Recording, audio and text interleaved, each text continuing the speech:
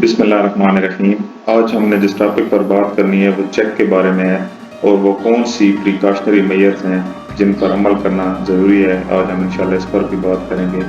اس سے پہلے اگر آپ نے ہمارے اس چینل کو سبسکرائب نہیں کیا تو کر لیں، اگر ویڈیو پسند آئے تو لائک بھی کیجیے، آگے شیئر بھی کیجیے۔ تو چلتے ہیں ٹاپک کی طرف۔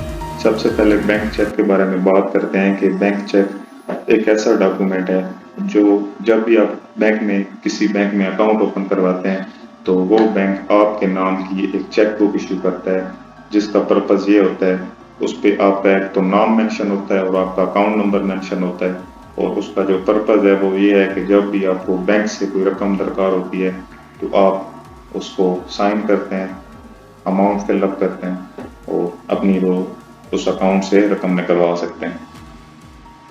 تو اس چیک بک کی تمام تر جو لائبلٹیز ہیں وہ آپ کے اوپر مسلط ہوتی ہیں، جو کہ اکاؤنٹ ہولڈر ہے اس کے اوپر اس کی تمام تر جو ذمہ داری ہے اس کے اوپر عائد ہوتی ہے۔ اگر وہ چیک کہیں مس یوز ہوتا ہے تو اس کی جو سزا ہے وہ جیل کی صورت میں بھی ہو سکتی ہے۔ تو ڈسکس کرتے ہیں تفصیل سے کہ وہ کون سے امپورٹنٹ پہلو ہیں جن کو مد نظر رکھنا انتہائی ضروری ہے۔ تو ڈسکس کرتے ہیں۔ یقینی طور پر بینک چیک جاری کرنے میں کئی قانونی پہلو شامل ہیں۔ بینک چیک جاری کرنے سے پہلے آپ کو محتاط رہنا چاہیے۔ آپ کی ایک غلطی یا ناسمجھی کی وجہ سے آپ کو جیل کی سلاخوں کے پیچھے جانا پڑ سکتا ہے۔ تو آپ نے اس چیز کا خاص خیال رکھنا ہے کہ آپ نے بہت زیادہ احتیاط کرنی ہے، اور وہ آپ کا پرائیویٹ ڈاکومنٹ ہے، وہ آپ نے مس یوز بالکل بھی نہیں ہونے دینا اور اس کو سنبھال کے رکھنا ہے۔ جب بھی آپ کسی کے ساتھ کوئی لین دین کرتے ہیں تو آپ نے کبھی بھی اپنا جو چیک ہے وہ پہلے کوشش کرنی ہے کہ چیک آپ کو دینا ہی نہ پڑے، کوئی اسٹامپ لکھتے ہیں یا کوئی چیز۔ اگر وہ بہت زیادہ آپ کو مجبور کرتے ہیں تو آپ کبھی بھی اوپن چیک نہ دیں۔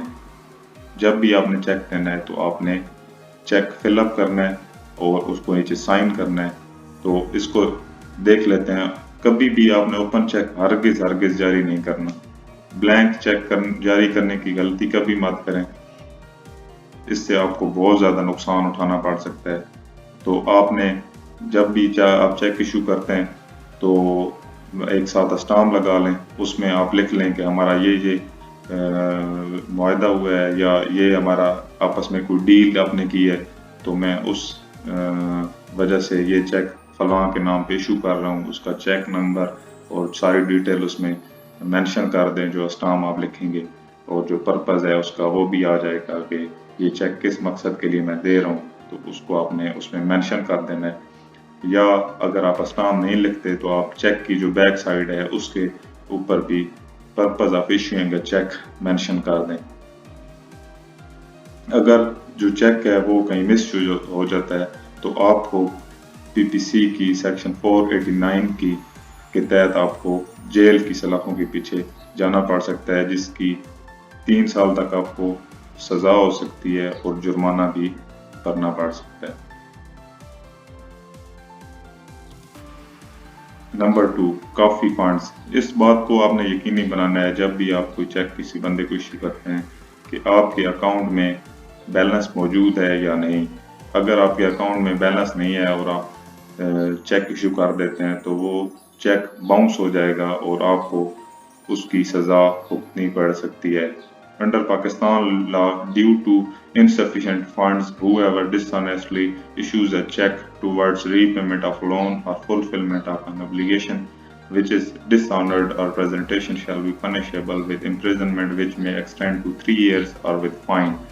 اگر آپ کوئی چیک ایشو کرتے ہیں اور وہ انسفیشینٹ فنڈز کی وجہ سے ڈسآنر ہو جاتا ہے تو آپ کو 3 سال تک کی سزا اور جرمانہ بھگتنا پڑ سکتا ہے۔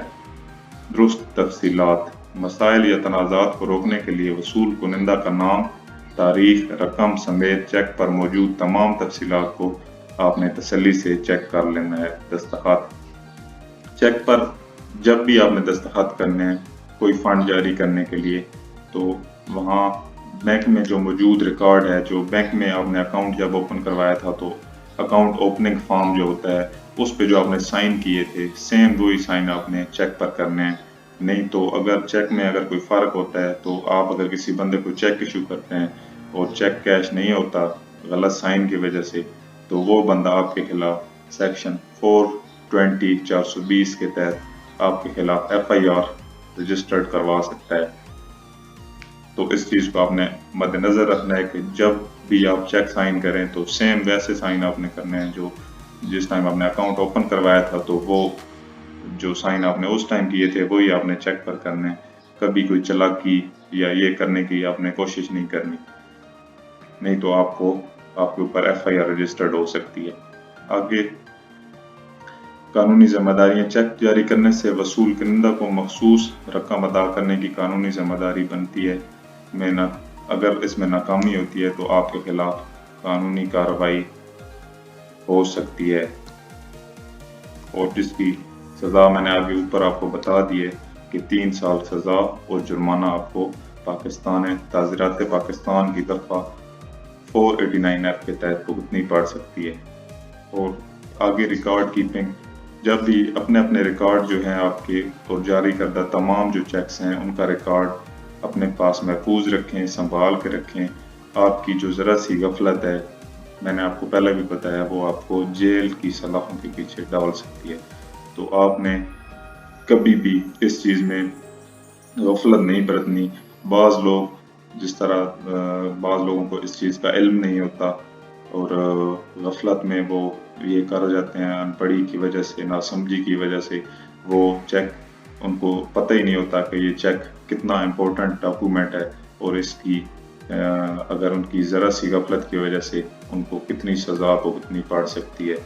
تو اپنے آپ کو ٹینشن سے، پریشانی سے بچانے کے لیے آپ نے ان چیزوں کو لازمی ذہن میں رکھنا ہے، اور اس چیز کا آپ نے لازمی خیال رکھنا ہے کہ کوئی بھی آپ کا جو چیک ہے وہ مس یوز کبھی بھی نہ ہونے پائے۔